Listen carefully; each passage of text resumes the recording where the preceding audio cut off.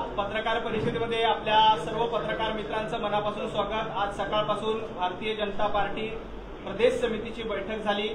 माननीय भारतीय जनता पार्टीचे अध्यक्ष चंद्रशेखरजी बावनकुळे साहेब आणि आदरणीय देवेंद्रजी फडणवीस साहेब यांच्या नेतृत्वात ही बैठक संपन्न झाली। मी आदरणीय बावनकुळे साहेबांना विनंती करतो की या बैठकीच्या माध्यमातून झालेल्या गोष्टी माध्यमांपर्यंत पोहोचव्यात। आदरणीय बावनकुळे साहेब। भारतीय जनता पक्ष महाराष्ट्र प्रदेश आणि भारतीय जनता पक्ष मुंबई प्रदेश पदाधिकारी आणि जिल्हाध्यक्षाची बैठक आज पार पडली। मोदीजींनी 9 जूनला जो शपथविधी झाला मोदीजींचा आणि केंद्रीय मंत्रिमंडळ मोदींच्या नेतृत्वामध्ये या ठिकाणी या देशाच्या सेवेकरता काम सुरू केलं। मोदी सरकार आणि मोदीजींच्या अभिनंदनाचा प्रस्ताव आणि येणाऱ्या पुढच्या काळामध्ये 2024 ते 29 पर्यंत जो 5 वर्षाकरता जो जाहीरनामा जो संकल्पपत्र मोदीजींनी विकसित भारताकरता दिला आहे त्या संकल्पपत्राप्रमाणे मोदीजी विकसित भारताकरता जे काम करणार आहे, महाराष्ट्राकरता काम करणार आहे, ते काम तो विकास समाजाच्या शेवटच्या माणसापर्यंत संघटनेच्या माध्यमातून पोहोचवण्याकरता मोदीजी जे गरीब कल्याण मध्यमवर्गीय कल्याणाचे निर्णय घेणार आहेत, जे घेतले आहेत ते सुरू आहेत, जे अजूनही त्या योजनांपासून दूर आहेत त्यांना पुन्हा एकदा या योजनांमध्ये आणण्याकरता भारतीय जनता पक्षाचं संघटन काम करणार आहे। मग मोदींच्या अभिनंदनाचा प्रस्ताव आम्ही केला। आमचे जे 9 खासदार निवडून आले आहेत त्यांचा सत्कार या ठिकाणी आम्ही केला आणि पुढच्या काळामध्ये येणाऱ्या विधानसभा निवडणुकीमध्ये भारतीय जनता पक्ष आणि महायुती पुन्हा एकदा या महाराष्ट्रामध्ये 14 कोटी जनतेच्या कल्याणाकरता या महाराष्ट्रामध्ये पुन्हा सरकार येण्याकरता संपूर्ण विधानसभेमध्ये महायुतीचे उमेदवार कसे निवडून येतील याकरता जिथे आम्ही मागो पडलो आहे, जिथे आम्ही कमी आहोत त्या ठिकाणी पुन्हा एकदा तयारी करण्याची ही बैठक होती। माननीय देवेंद्रजींनी बैठकीचा समारोप केला आहे आणि त्यांनी आश्वस्त केलं आहे आमच्या पक्षाच्या सर्व पदाधिकाऱ्यांना की महाराष्ट्राचं सरकार, महायुतीचं सरकार आणि आमची संघटना पुन्हा एकदा या महाराष्ट्रामध्ये सत्ता आणि संघटनेच्या माध्यमातून जनता जी कन्फ्यूज केलेल्या जनतेला महाविकास आघाडीच्या मायावी ताकदीने, मायावी शक्ती त्यांनी वापरून शकुनीसारखं षडयंत्र करून खोटं नरेटिव्ह, खोटा विमर्श, मागासवर्गीयाला सांगितलं की संविधान बदलणार आहेत, मोदीजी संविधान बदलणार आहेत, पण मोदीजीने एनडीएचे नेते होताना संविधान हातात घेऊन संविधानाला नतमस्तक होऊन भारताचं संविधान हे सर्वोच्च आहे असं सांगून पुन्हा एकदा आपली वाटचाल सुरू केली। आज मागासवर्गीय जनतेमधली जे भय होतं ते कमी झालं। जे काँग्रेस आणि त्यांच्या मित्रपक्षांनी भय निर्माण केलं की मोदीजी संविधान बदलणार आहे, ते भय दूर करण्याचं त्या ठिकाणी आम्ही योजना तयार केली। खरं तर माननीय मोदीजींनी कधी मागासवर्गीयाचं आरक्षण काढणार नाही, कधी त्या ठिकाणी आम्ही आदिवासीचं आरक्षण काढणार नाही, कधीही आम्ही त्या ठिकाणी आदिवासींना कुठल्याही प्रकारचा धक्का लागणार नाही हे सर्व सांगितलं। पण या पद्धतीने खोटं बोलले, ज्या पद्धतीनं या महाराष्ट्रामध्ये खोटं बोलून मतं मिळवली, आता पुन्हा आम्ही आदिवासी जनतेमध्ये जाणार आहे, आम्ही मागासवर्गीयामध्ये जाणार आहे आणि सर्वात महत्त्वाचं जे महिलांना सांगितलं की खटाखट 8,500 रुपये महिन्याचे घ्या, खटाखट 8,500 रुपये घ्या, प्रत्येक 5 तारखेला पैसे घेऊन जा. आता आम्ही महाविकास आघाडीच्या हे जे निवडून आलेत यांच्या घरासमोर आता महिला जात आहेत. आज मला काल पालघरमध्ये अनेक महिलांनी निवेदन दिलं की महाविकास आघाडी आणि काँग्रेसनी सांगितलं होतं की आम्हाला खटाखट महिन्याचे 8,500 मिळणार आहे. आता महिला रांगा लावणार आहेत त्यांच्या घरासमोर आणि या पद्धतीचं खोटं बोलून महिलांचे मतं घेतले, खोटं बोलून आदिवासीचे मतं घेतले, खोटं बोलून मागासवर्गीयाचे मतं घेतले. भारतीय जनता पक्षाने निर्णय केला आहे की समाजाच्या शेवटच्या व्यक्तीपर्यंत पुन्हा जाऊन आम्ही केलेला विकास आणि त्यांनी केलेला खोटेपणा आम्ही उजागर करणार आहोत आणि याकरता आम्ही योजना तयार केली आहे. 48 लोकसभा मतदारसंघामध्ये आमचे 48 त्या ठिकाणी नेते जाणार आहेत. त्या ठिकाणी आम्ही कुठं कमी पडलो याचंही त्या ठिकाणी आत्मचिंतन आम्ही करणार आहोत. जनतेने दिलेला कौल आम्हाला मान्य आहे. पुढे त्या ठिकाणी जनतेचं समाधान कसं होईल, जनतेच्या मनात आमच्याबद्दल जर काही 19-20 झालंही असेल तर पुन्हा एकदा जनतेमध्ये आम्ही जाऊ, पण जनतेला पुन्हा एकदा आम्ही सोबत घेऊ आणि पुढच्या काळामध्ये महाराष्ट्र पुन्हा एकदा जिंकू. येणाऱ्या स्थानिक स्वराज्य संस्थांमध्ये सुद्धा आम्ही त्या ठिकाणी येणाऱ्या निवडणुकामध्ये मोठ्या प्रमाणावर महायुती त्या ठिकाणी निवडून याकरता काम करू. आजच्या बैठकीमध्ये पुन्हा एकदा आजच्या बैठकीमध्ये महाराष्ट्रभर घरोघरी जाण्याची योजना आम्ही तयार केली आहे.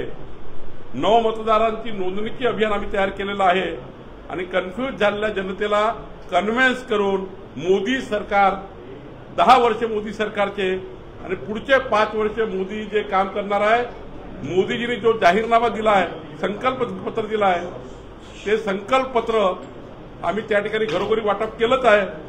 महामानव डॉक्टर बाबासाहेब आंबेडकरांच्या जयंती दिवशी मोदीजींनी संकल्प केला विकसित भारताचा.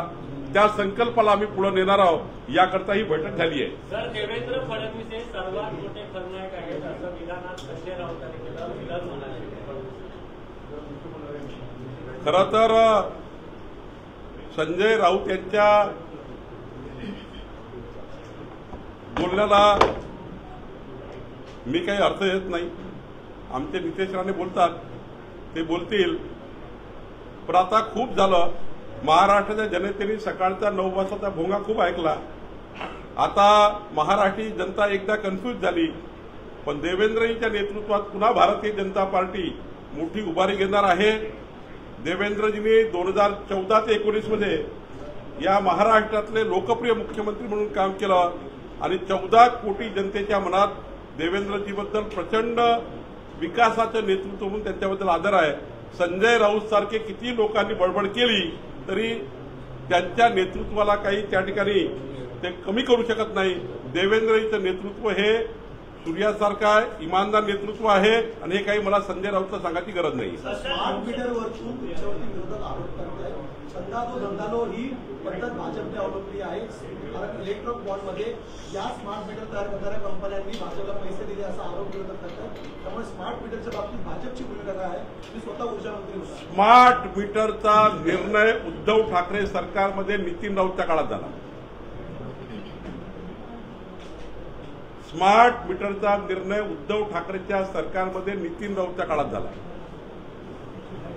आणि देवेंद्रजींनी सांगितलं कुठल्याही सर्वसामान्य व्यक्तीच्या घरातलं स्मार्ट मीटर लागणार नाही जोपर्यंत जनतेच्या मनातलं कन्फ्युजन दूर होत नाही.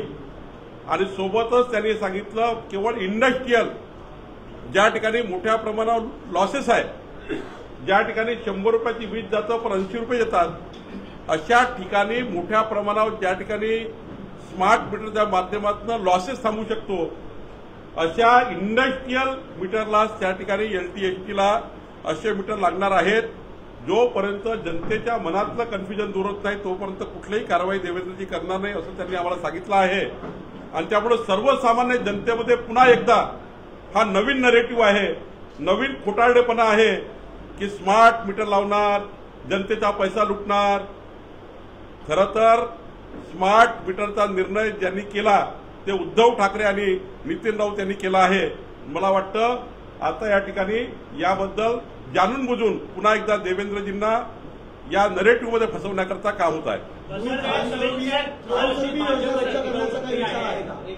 तुमची काही मागणी आहे का कायमस्वरूपी ही योजना रद्द करण्याची गरज आहे की याच्यामध्ये काही? मी कालच सांगितलं की त्याची मागणी आम्ही केली देवेंद्रजींना, आजच्या बैठकीतही केली. त्यांनी स्पष्टपणे सांगितलं की इंडस्ट्रियल मीटर हेच त्या ठिकाणी स्मार्ट मीटर लागणार आहे आणि जोपर्यंत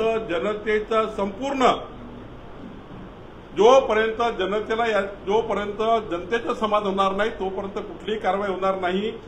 पण निश्चितपणे जो खोटा बाबी की देवेंद्र फडणवीस सरकारने हे केलं, एकनाथ शिंदे सरकारने केलं, स्मार्ट मीटरचा निर्णय उद्धव ठाकरे सरकारच्या काळामध्ये तेव्हाचे ऊर्जा मंत्री काँग्रेसच्या नेत्यांनी केलेला आहे आणि त्यामुळे मला वाटतं याबद्दल त्यांनी स्पष्टीकरण दिलं पाहिजे.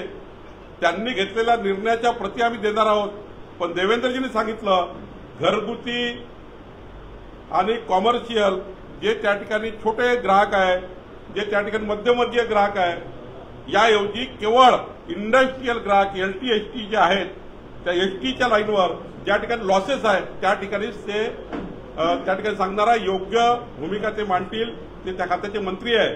त्यामुळे जे या ठिकाणी बैठकीत झालं ते मी तुम्हाला सांगितलं आहे. सर, लोकसभेची आकडेवारी जर पाहिली विधानसभा वाईज तर 21 असे विधानसभा मतदारसंघ आहेत ज्या ठिकाणी महाविकास आघाडीचे आमदार आहेत. त्या ठिकाणी तुम्हाला अधिक यश जे आहे ते मिळालेलं पाहायला मिळते. त्यामुळे येत्या काळात हे 21 विधानसभा क्षेत्र 38 विधानसभा अशा आहेत ज्यामध्ये आमचे सहयोगी अपक्ष आमदार आणि भारतीय जनता पार्टी महायुतीचे मागच्या वेळी पराभूत झालेले 38 आमदारांच्या मतदारसंघात लीड आहे. आमचे काही मतदारसंघ हे लोकसभेच्या निवडणुकीमध्ये कमी दिसतात आहे. पण मला विश्वास आहे की खोटारडेपणा जो जनतेमध्ये केला, कधी एक वेळा खोटं बोलता येतं, दुसऱ्यांदा खोटं बोलता येत नाही. संविधानाच्या नावानं आदिवासींना त्या ठिकाणी हक्क आम्ही काढणार या नावाने काही त्या ठिकाणी मोठ्या प्रमाणावर शेतकऱ्यांना कन्फ्यूज करून मोठ्या प्रमाणात जे मतं घेतले आहेत पुन्हा ते मतं आम्ही वापस आणू आणि या महाराष्ट्रामध्ये प्रचंड ताकदीने पुन्हा एकदा महायुती येईल. मोठ्या प्रमाणावर मतदारसंघ समोर आहेत. आता ते जनतेला दाखवण्याकरता काही आकडे मांडतात आहेत. पण आम्ही त्या ठिकाणी मोठ्या प्रमाणावर आघाडी घेऊ आणि आमचं सरकार सुद्धा त्या ठिकाणी चांगलं काम करेल. एकनाथजी, देवेंद्रजी, अजित पवारांचं सरकार शेतकरी शेतमजुराच्या मागण्या पूर्ण करेल, शेतकऱ्याकरता काम करेल, ज्या ठिकाणी कमी राहिलो त्या ठिकाणी काम करेल आणि पुन्हा एकदा महाराष्ट्राची जनता समाधानी होईल याकरता सरकार काम करेल अशी मला अपेक्षा आहे. असं लोकनेत्यांना संपवणं ही भाजपची प्रवृत्ती आहे आणि अजित पवारांसोबत ते कसं वागतात असं रोहित पवार म्हणतात. ट्विट केलेलं रोहित पवार केवळ आकसापोटी आणि त्यांना हे माहिती आहे की अजितदादा, एकनाथजी आणि देवेंद्रजी हे सरकार चांगल्या मजबूतीने काम करत आहे आणि पुन्हा एकदा हे सरकार येणार आहे. त्यांना रोहित पवाराबद्दल मी काही जास्त बोलणार नाही, ते बोलणारे अनेक आहेत. पण मला असं वाटतं की आता एखाद्या निवडणुकीमध्ये एखादं यश मिळालं त्या यशाला सर्वोत्तम मानून किंवा सर्वोच्च मानून त्या यशाच्या मुळं जणू काही सारंच आभाळ फाटला आहे आणि सारंच आता अंधार पडलेला आहे हे कोणी मानत असतील तर ते चूक आहे. तुम्हाला पुढे दिसेल की त्या ठिकाणी महाराष्ट्रामध्ये परिवर्तन झालं दिसेल आणि महाराष्ट्रात पुन्हा एकदा जे काही झालं लोकसभेत त्याच्या विपरीत महाराष्ट्रामध्ये आम्हाला पुन्हा यश मिळेल अशी मला अपेक्षा आहे. सर, मंत्री छगन भुजबळ यांनी नाराजी व्यक्त केली आहे. ते असं म्हणतात की मला दिल्लीतून कुठेतरी होकार आला होता परंतु त्यानंतर माझा अपमान मोठ्या प्रमाणात झाला आणि त्यामुळे मला माघार घ्यावी लागली. मला खासदार जे आहे ते बनायचंच होतं अशी त्यांनी खंत व्यक्त केली. नाही, छगन भुजबळ साहेबांचा जो प्रश्न आहे तो राष्ट्रवादीचा प्रश्न आहे. त्यामध्ये मी काही बोलणं त्यामध्ये योग्य नाही. दाऊद इब्राहिमच्या संदर्भातला प्रश्न होता. दाऊद इब्राहिमचा भाऊ इक्बाल कास्कर त्याला कामी आल्याने आता निर्दोष मुक्तता केलेली आहे. सबळ पुरावे आधावी ती मुक्तता करण्याचं आधारे सांगितलंय. मला वाटत नाही या ठिकाणी पोलीस प्रशासन कमी पडलेलं आहे. या ठिकाणी पुन्हा सरकारने उच्च न्यायालयात जाण्याची गरज आहे. हे बघावं लागेल की न्यायालयामध्ये जेव्हा चार्जशीट दाखल केली तेव्हा कुणी केली, काय केली, साऱ्या गोष्टी बघाव्या लागतात. शेवटी हा गृह खात्याचा किंवा जी काही मागणी त्यांनी केली आहे किंवा या अधिकारात मी काही बोलणं योग्य नाही आहे. सरकार योग्य पद्धतीने काय कारवाई करायची असेल त्याचे जी काही आधी जे काही कोर्टाचा निकाल झाला असेल त्या निकालाबद्दल सरकार सर संघाने मुखपत्रातून अजित पवार गटाला सोबत घेतलं पण भाजपचा ब्रँड खराब झाला असं म्हटलेलं आहे. भाजपचा कुठे अंतर्गत सर्वे सुरू आहे का की पुढे जाऊन भविष्यामध्ये एकला चलो भाजप निर्णय घेईल का अशी कुठली चर्चा आहे? असं आहे की आज कुठलाही असा सर्वे नाही, आज कुठले असं आकलन नाही. आम्ही महायुती म्हणून समोर गेलो आहे, महायुती म्हणून जनतेच्या समोर आम्ही गेलो आहे. पुढच्याही काळामध्ये महायुती म्हणून जनतेच्या समोर जाणार आहोत. त्यामुळं प्रत्येकाला आपला अधिकार आहे, प्रत्येकाला आपलं भांडणं मांडण्याचा अधिकार आहे. आणि त्यामुळं ज्यांनी आपलं मांडणी केली आहे त्यांचा आम्ही त्या ठिकाणी त्यांचं मांडणी कशाबद्दल आहे त्यांनी कुणी असं म्हटलं नाही आहे याच्यामुळं हे झालं त्याच्यामुळं ते झालं. आणि छोट्या मोठ्या गोष्टी असतीलही तर आम्ही महायुतीमध्ये जे काही आमचे कमी जास्त झाले असेल त्या ठिकाणी आम्ही शांतपणे विचार करून पुढं महायुती नेऊ. शरद पवार गटाचे खासदार आहेत दिनेश लंके, ते कुख्यात गुंड गजानन मानेचा सत्कार स्वीकारताना दिसून आले. त्यांच्या घरी येऊन हा सत्कार झालेला आहे. हा एकंदरीत शरद पवार साहेब याचे उत्तर देतील. पवार साहेबांना हे पट्टा आहे का? शरद पवार साहेबांनी उद्याच्या सकाळच्या प्रेसमध्ये सांगावं की निलेश लंकेची कृती त्यांना पट्टा आहे का? RSS नेते नितेश कुमार यांनी असं म्हटलेलं आहे की भाजपला अहंकार झाल्यामुळे भाजपच्या सीट ज्या आहेत त्या कमी झालेल्या आहेत. कोणी म्हटलं? RSS नेते म्हटलं की साहेब मी वारंवार सांगतो आहे की आपल्या देशामध्ये सर्वांना आपलं खुलं मत मांडण्याचा अधिकार आहे. पण आम्ही जे काम करतो आहे त्या कामही त्या ठिकाणी आम्ही करतो आहे. काही आता चुका झाल्या असतील त्या आम्ही दुरुस्त करू. पण प्रत्येकाला उपदेश काहींना सूचना देण्याचे अधिकार या देशामध्ये आहेत. ज्या सूचना असतील त्या बघू काय. सर, मंत्री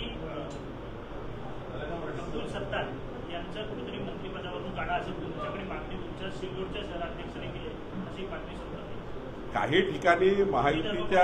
काही ठिकाणी महायुतीच्या उमेदवाराकरता कमी जास्तपणा झाला आहे. तर स्थानिक कार्यकर्त्याला असं वाटतं याच्यामुळे झालं त्याच्यामुळे झालं.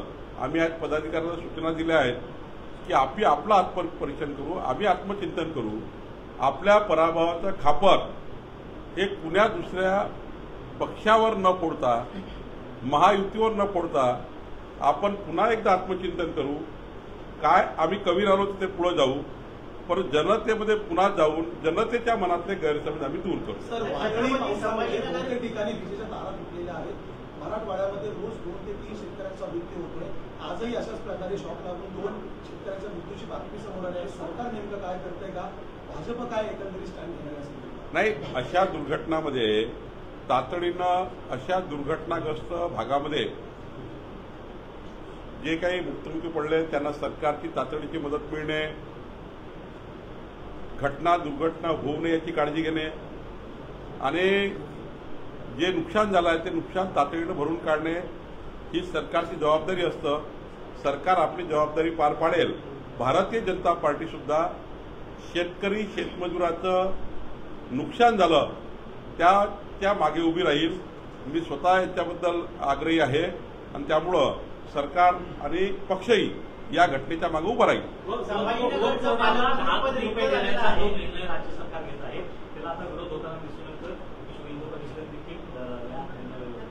वक्फ बोर्डामध्ये मोठ्या प्रमाणावर रेकॉर्डमध्ये चुका आहेत आणि आत्ताच लक्षात आलं आहे, पूर्ण माहिती मला नाही पण जी प्राथमिक माहिती आहे असे अनेक मंदिर आहेत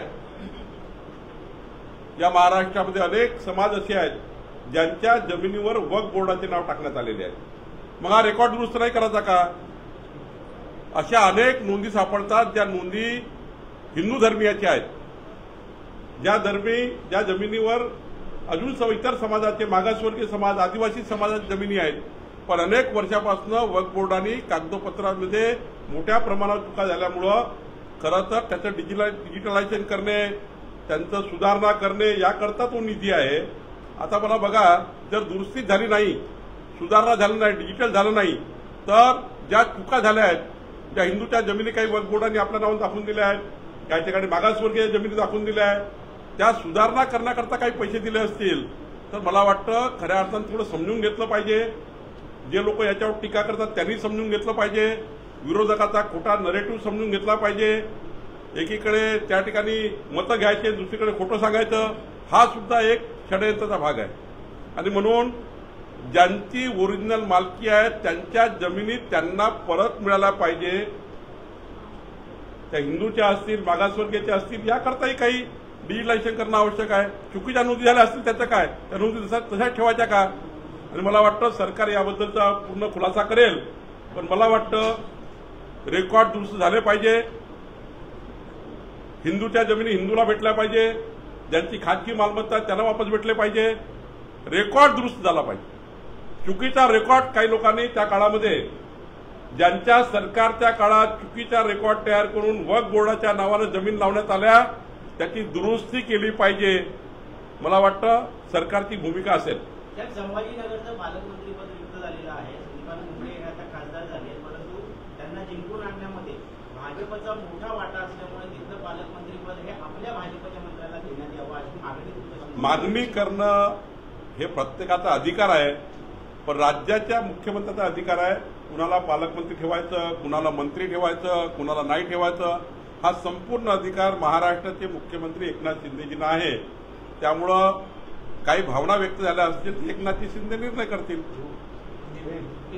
सर, हिंदी में बताइए कि आज बैठक हुई लोकसभा चुनाव के हार के बाद, अब आगे विधानसभा चुनाव है, क्या तय हुआ, किस तरह से मार्गदर्शन किया, कैसे बीजेपी आगे बढ़ेगी? आज देवेंद्र जी, विनोद तावड़े जी, पीयूष गोयल जी, हमारे सारे केंद्रीय नेता, हमारे राज्य के नेता इस बैठक में थे. प्रदेश कार्य समिति की बैठक हुई. हमारे राज्य के सारे मंत्री थे, सारे प्रदेश पदाधिकारी की मेन कोर टीम थी. और इस बैठक में 9 जून को मोदी जी ने 7:15 बजे तीसरी बार प्रधानमंत्री की शपथ ली और नया केंद्रीय मंत्रिमंडल का गठन हुआ.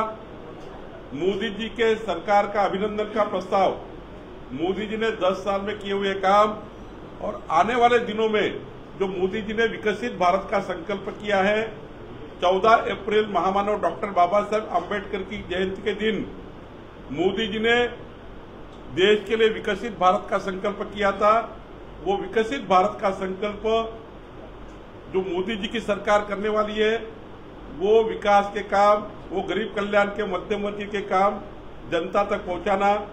मोदी सरकार का जो गठन हुआ है, हमारे महाराष्ट्र के जो मंत्री बने हैं, हमारे महाराष्ट्र के जो विधायक सांसद बने हैं, उनका सत्कार भी हमने किया. और उसके बाद हमने ये ठहराया भी है अगले माह महाराष्ट्र में भारतीय जनता पार्टी का एक बड़ा अधिवेशन भी होगा. जो अधिवेशन में हमारे केंद्रीय नेतृत्व भी आएंगे और उस अधिवेशन के माध्यम से हम फिर एक बार जनता में जाएंगे, हमारे कार्यकर्ता को बुलाएंगे, फिर एक बार विधानसभा चुनाव की हम तैयारी करेंगे. और जो मतदार संघ में हम पीछे हैं, आप देखिए 10 मतदार संघ ऐसे हैं महाराष्ट्र में जो मतदार संघ में केवल हम 40 से 50 हजार वोटों से पीछे है. केवल 20 वोट एक बूथ पे चाहिए थे, केवल 20 वोट. एक बूथ पे केवल 20 वोट मिल जाते तो हम लोग 10 सीटें और जीत जाते, 19 हो जाती. हमने चुनाव पंचायत जैसा लड़ा है. लोकल नैरेटिव पे चुनाव गया है. जनता को बताया गया कि मोदी जी आएंगे तो संविधान बदल देंगे, मागास वर्गीय समाज का आरक्षण निकाल लेंगे. झूठा बताया गया.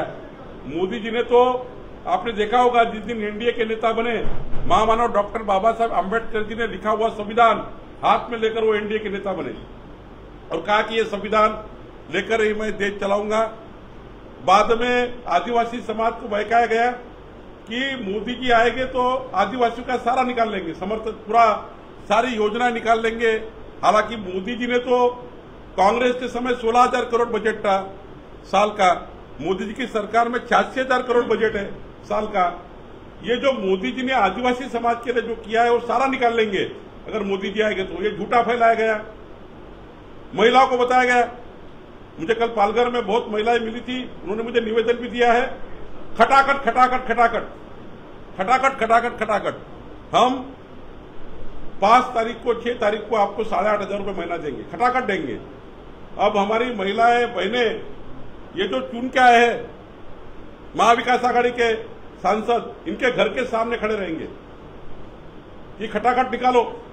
आपने झूठ बोल के वोट लिया है महिलाओं का, मेरी बहनों को झूठ बोला है. तो ये जो काम इन नेताओं ने किया है, हम जाएंगे महिलाओं के साथ बातचीत करेंगे, हम मेरी बहनों के साथ बातचीत करेंगे, हम आदिवासी समाज में जो झूठ फैलाया गया वहां भी जाएंगे. मागासवर्गीय समाज में भी हम जाएंगे, हम पूरे महाराष्ट्र में घर घर जाएंगे। भारतीय जनता पार्टी फिर एक बार घर चलो अभियान करेगी और झूठा बताया गया उसको पर्दाफाश करेगी। और आने वाले दिनों में मोदी जी के नेतृत्व की सरकार जो महाराष्ट्र के लिए काम करने वाली है, वो काम को जनता तक पहुंचाने का निर्णय हमने किया है। हमारी कार्य समिति ने आज देवेंद्र जी को विनती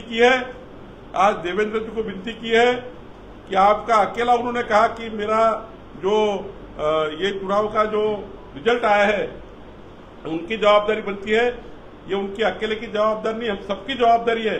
हम 35 लाख भारतीय जनता पार्टी के कार्यकर्ता हमें जवाबदारी स्वीकार करते हैं और उनको ये भी विनती की है, हमारी कार्यकारिणी ने ये विनती की है, आपने जो कहा कि सरकार से बाहर निकलकर हम लोग संगठन में गांव-गांव में घूमना चाहते हैं, हमने उनको विनती की है।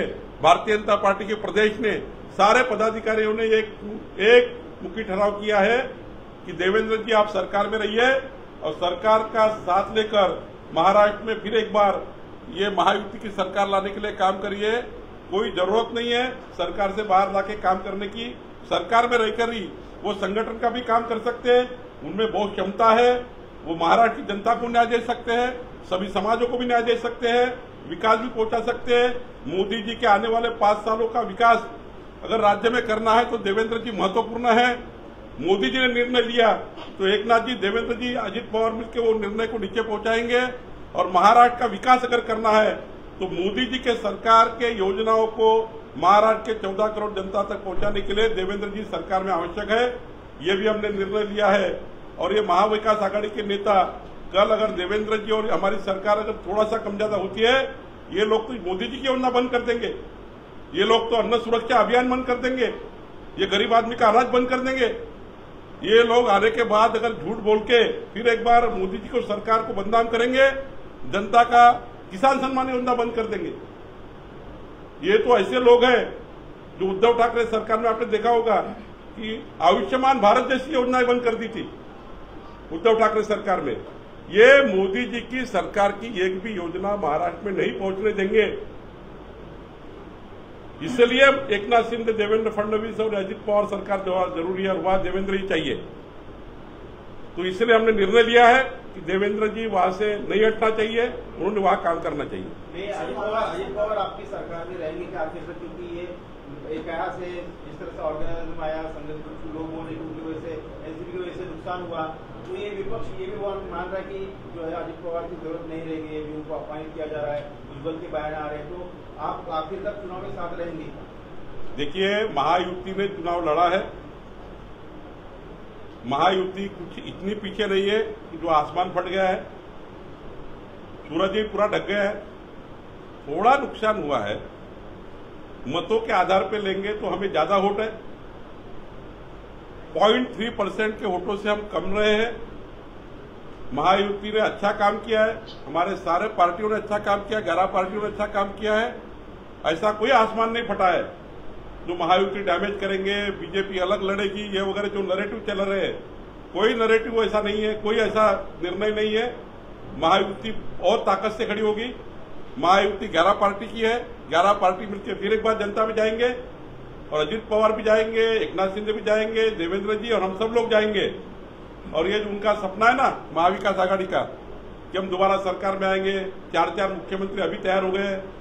नाना पटोले जी बोलते मैं मुख्यमंत्री बनूंगा, तो रोहित पवार जी बोलते कोई महिला मुख्यमंत्री बनेगी, आदित्य ठाकरे बोलते उद्धव ठाकरे मुख्यमंत्री बनेंगे। अभी तो 5 मुख्यमंत्री बने गए महाराष्ट्र में। तो ये जो चल रहा है ये नौटंकी है, ये फिर एक बार जनता को कंफ्यूजन में लाना है। ये महाराष्ट्र में फिर एक बार महायुति आएगी। हाँ, हम इसका घमंड नहीं करते, हम हार स्वीकार करते हैं। जहां कम गिरे वहां हम जाएंगे, दोबारा एक बार जनता का मत समझेंगे। और मुझे मालूम है महाराष्ट्र की जनता जो झूठे नैरेटिव में गई है, ये महाविकास आघाड़ी का सवेरे से जो बोलना चालू होता है, एक नेता बोलते हैं, बाद दूसरे बोलते हैं, तीसरे बोलते हैं, और उसके ऊपर से दिन भर उनका चलता है। विकास की बात कुछ करते नहीं है। 14 करोड़ जनता का क्या होगा, गरीब कल्याण का क्या होगा, आदिवासी कल्याण का क्या होगा, मागासवर्गीय कल्याण का क्या होगा, महिला कल्याण का क्या होगा, ये बात नहीं करेंगे। सवेरे इसने ये किया, उसने वो किया। उसने वो किया। झूठ बातें करते हैं, लेकिन जनता अभी झूठ सुनेंगी नहीं। मुझे लगता है महायुति फिर एक बार बहुत ताकत से उभरेगी। को लेकर एक आरोप लग रहा है, वक्फ बोर्ड को लेकर आरोप लग रहा है। आपने कहा कि लोगों ने उसके बारे में भी गलत। देखिए, मुझे जितना समझता है, मैं एक विधानमंडल का एक सदस्य हूँ। जिस प्रकार से कुछ निर्णय होते हैं उस बार जाके देखना चाहिए उसमें क्या है। जो मैंने प्राइमरी देखा है, जो वक्फ बोर्ड ने इस महाराष्ट्र में अनेक ऐसी प्रॉपर्टी है, बहुत ज्यादा ऐसी प्रॉपर्टी है जो हिंदू की है, जो मागासवर्गीय की है, जो आदिवासियों की है।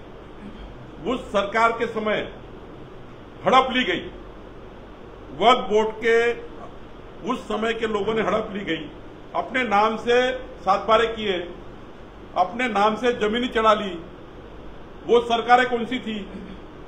वो सरकार ने की हुई गलतियां, रिकॉर्ड का डिजिटलाइजेशन होता है, रिकॉर्ड अगर सही रिकॉर्ड चढ़ जाता है तो ऐसे बहुत सी जमीनें हैं जो वापस उन लोगों को मिल सकती है जो लोगों की जमीनें थी, अतिक्रमित की गई, जिन लोगों के रिकॉर्ड जानबूझ के अपने नाम पे किए गए।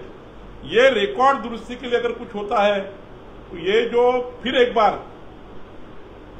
किसी ना किसी को आगे लाकर फिर एक बार हमारे पे हिंदुत्ववादी विचारों को लेकर हम पे वार करने का प्रयास कर रहे हैं, ये गलत है। थोड़ा देखना चाहिए जो लोग वार कर रहे हैं, जो लोग इसके बारे में रिएक्ट होते हैं, उन लोगों ने चेक करना चाहिए पैसा काहे के लिए दिया हुआ है और इसमें फायदा क्या है। गरीब आदमी को न्याय देने के लिए अनेक समाजों की जमीन जो वक्फ बोर्ड ने अपने नाम पे कर ली है, उसको न्याय देने के लिए कुछ बात होती है। जरा एक बार देखना चाहिए।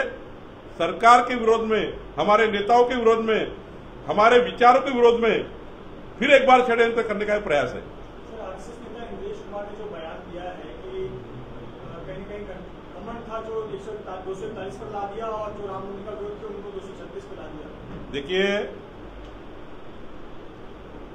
मोदी जी को जो 2014-19 में बहुमत मिला है और आज भी उतनी सीटें मिली है, पूरी इंडिया आघाड़ी की सीटें और हमारी सीटें आगे है। उनकी टोटल की जाए और हमारी टोटल की जाए, 20 सालों का रिकॉर्ड देखेंगे 2014 तक इतनी सीटें कोई पार्टी को नहीं मिली जितनी सीटें मिली है। हाँ, महाराष्ट्र में हम कम हुए हैं, उसके अनेक कारण भी है। झूठे नैरेटिव सेट करना, झूठी बातें बताना, ये भी है। महिलाओं को खटाखट पैसे देंगे ये बोलना, हर महीने 8,500, ऐसे बहुत बातें हैं। हम चुनाव में दुरुस्त करेंगे, आने वाले दिन में हम गांव-गांव जाएंगे, घर-घर जाएंगे। लेकिन अगर हार हुई है तो उसके बोलने वाले अनेक लोग हैं, उनका भी हम जो बोलते हैं, जिन्होंने इसके बारे में अपने विचार किए, जो उन्होंने बारे में कुछ बताया है हमको, उसके बारे में भी हम चर्चा करेंगे। अब सबको बोलने का अधिकार है, इस देश में स्वतंत्रता है तो सबको बोलने का अधिकार है। वो बोलते हैं और हमें जहां लगती है गलतियां है वो दुरुस्त करेंगे। चला महत्वाचा प्रश्न होता, केंद्र सरकारने महत्वाचा निर्णय घेतलेला आहे। देशामध्ये आता नाफेडचे अधिकार गोठवण्यात आलेले आहेत आणि केंद्र शासनाचं वाणिज्य मंत्रालय दर आठवड्याला कांद्याचे दर आता घोषित करणार आहे। याच कांदा प्रश्नावर एकंदरीत उत्तर महाराष्ट्रासहित काही जागांवरती सुद्धा आपल्याला फटका बसलेला होता। काय वाटतं, या निर्णयाचा कितपत फायदा भाजप किंवा एकंदरीत महायुतीला होऊ शकतो?